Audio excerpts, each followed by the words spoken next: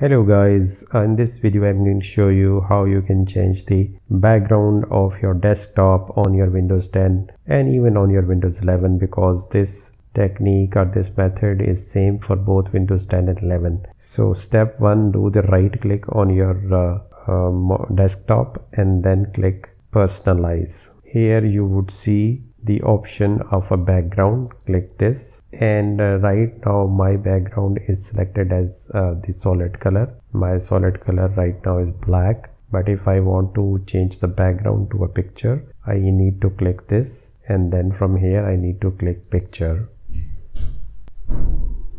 and then from the available pictures I can select any picture. If I minimize this, my background would be changed. I can also click the browse photos and I can browse a picture. Once that picture is added into the recent images, I can click that, and furthermore there is an also option of selecting the fit, the fill, and also the option of stretch, tile, center and span, but I would suggest you to keep it as a fill, and then close this window, and you would see that your background of your laptop has been changed. So that's how you can change the background on your Windows 10. Thanks for watching. Like, share and subscribe.